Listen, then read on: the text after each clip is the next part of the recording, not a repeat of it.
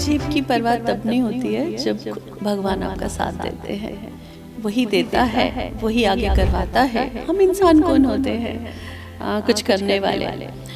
तो ये सत्य बात है। और मैं क्या बोलूँ, मैं कुछ नहीं कर पाई दुनिया के लिए जो मैं करना चाहती हूँ। मेरी बड़ी ख्वाहिशें हैं कि मैं संसार में आए हुए, चाहे वो जानवर है, पक्षी है या इंसान है, मैं उनकी मदद करूँ और हर एक के चेहरे में स्माइल लाऊं। कोई भूखा ना रहे, हर एक के तन पे कपड़ा होना चाहिए, हर एक बच्चा पढ़ जाए, बड़ा हो जाए, बूढ़े माँ बाप का साथ दे दूँ। और ऊपर वाला करवा रहा है। हम इंसान तो एक नाचीज चीज़ है, जब ऊपर वाला करवा रहा है तो फिर करना ही पड़ता है।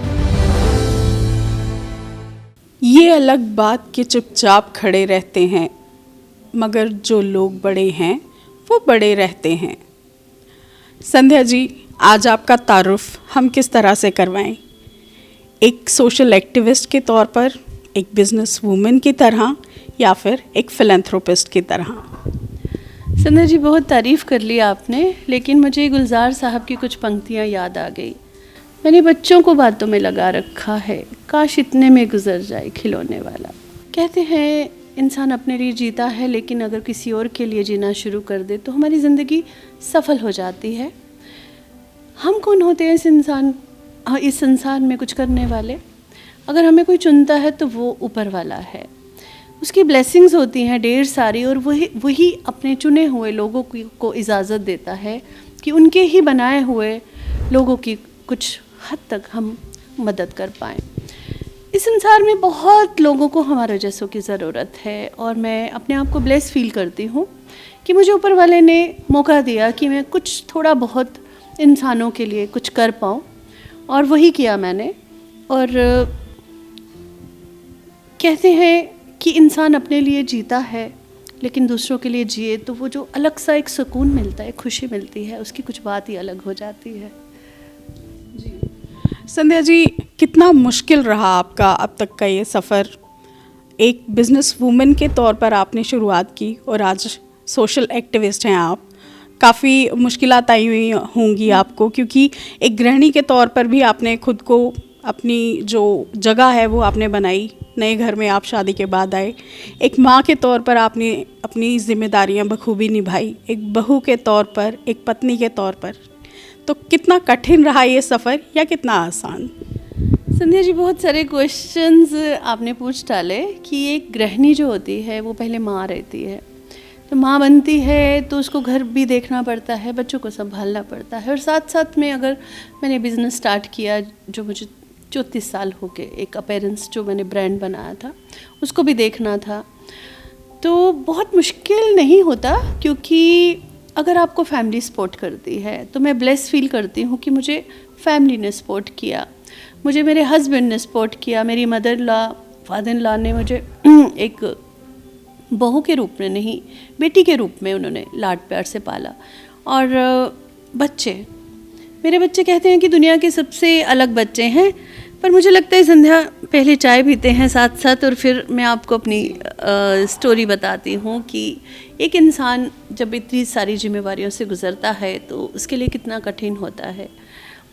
समाज, घर, बच्चे और बिजनेस सबको देखना। जब आपके साथ आपकी फैमिली का साथ होता है, ऊपर वाले की ब्लेसिंग्स होती है, आपके हाथ में हुनर होता है, तो आप कुछ भी कर सकते हो। वही किया मैंने भी पूरा हर चीज़ को मेंटेन करके रखा। टाइम की कीमत का मुझे पता था, और मैंने अपनी ज़िंदगी में हर 5 मिनट की अहमियत को समझा। जब आप टाइम की अहमियत को समझते हो तो आप बैलेंस के साथ चलते हो ज़िंदगी में। तो यही रीज़न था कि मैंने हर एक चीज़ को कायदे से और बड़ी रिस्पेक्टफुल तरीके से बच्चों की केयर की, घर परिवार को संभाला, और बिज़नेस में भी पूरा अपना 100% दिया। मैम, परिवार का कितना सहयोग रहा आपको आपके इस सफ़र में?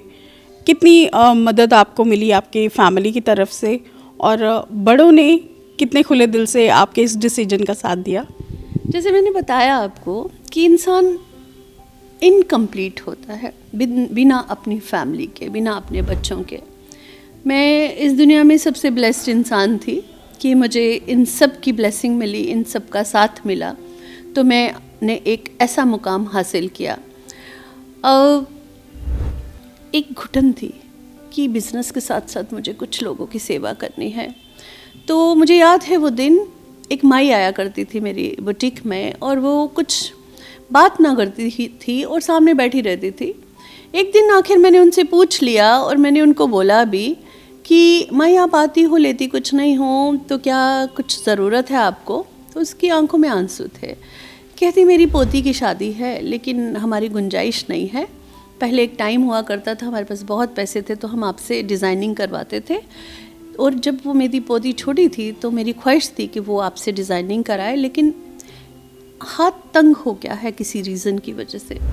उसकी बातें मुझे संध्या छू गई मन को, और उनकी आंखों में मैंने जो आंसू देखे मुझे लगा कि ये एक माँ का दर्द है कि वो अपनी बेटी को अच्छा पहनाना चाहती है। तो मुझे लगा क्यों ना इनकी मदद की जाए, और मैंने उनकी बेटी के लिए अच्छे अच्छे बनाए कपड़े, और मुझे उन कपड़ों के साथ साथ ऐसा लग रहा था जैसे मैं अपनी बेटी के लिए डिज़ाइन कर रही हूँ। संध्या साथ साथ आप लीजिए ना। और आपको पता है संध्या कितना सुकून मिलता है जब आप दूसरों के लिए कुछ सोचते हो। वही दिन था और आज का दिन है। मैंने ठान लिया कि मैं अपनी कमाई का कुछ हिस्सा जो है ऐसे लोगों के लिए रखूँगी जिनको मेरी ज़रूरत है। और मैं थोड़ा बहुत, ज़्यादा तो कौन इंसान इतना ज़्यादा तो नहीं कर पाता, और ऊपर वाले की ब्लेसिंग्स थी और काम अच्छा चल रहा था, और कुछ परसेंटेज मैं अच्छे कामों में लगाती गई, और उसके बाद स्टार्ट हुआ मेरा सोशल वर्क। मैम हमने देखा है कि जब आपने काम किया तो वक्त की आपने परवाह नहीं की, और जब लोगों की सेवा की, उनकी मदद की, तब जेब की परवाह नहीं की। जेब की परवाह तब नहीं होती है जब भगवान आपका साथ देते हैं। वही देता है, वही आगे करवाता है। हम इंसान कौन होते हैं कुछ करने वाले। तो ये सत्य बात है, और मैं क्या बोलूँ, मैं कुछ नहीं कर पाई दुनिया के लिए जो मैं करना चाहती हूँ।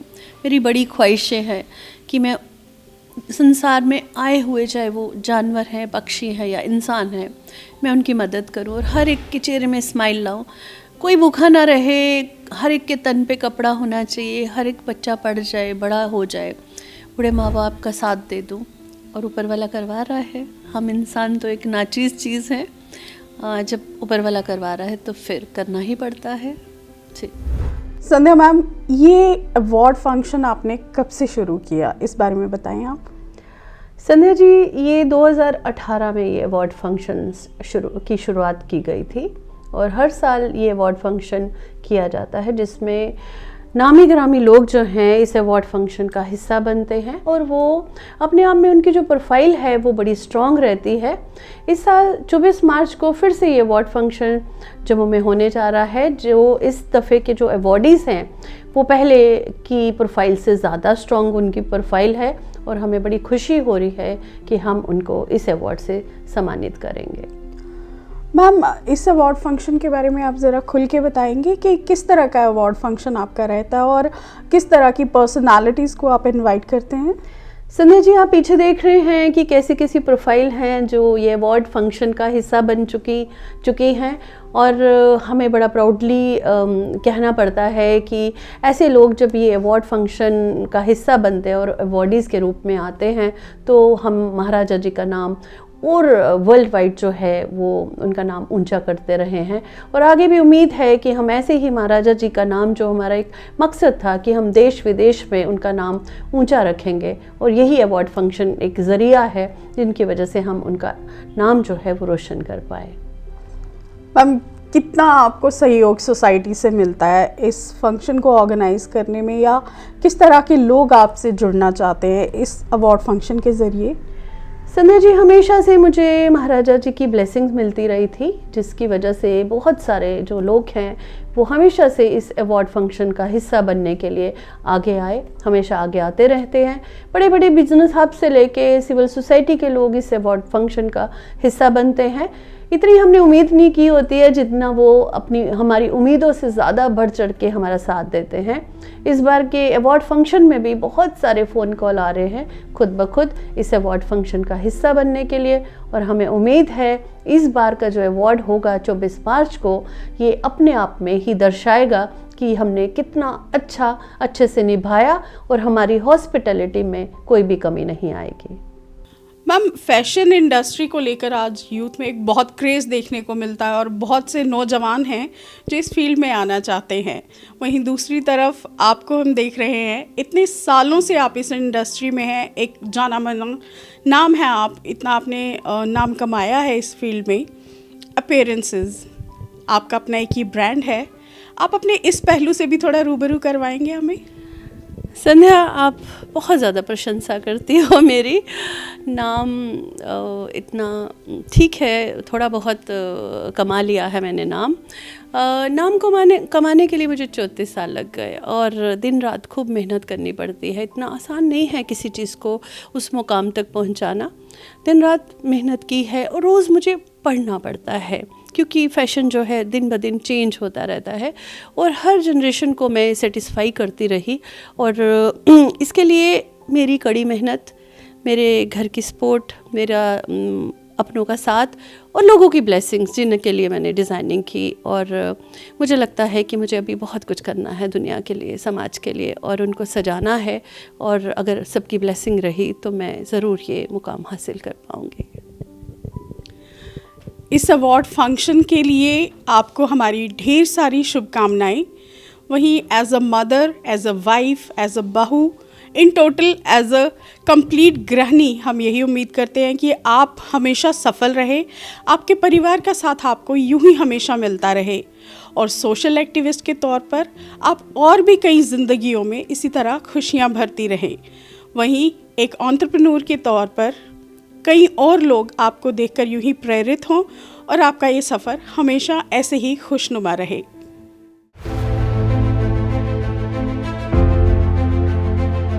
जीव की परवाह तब नहीं होती है जब भगवान आपका साथ देते हैं।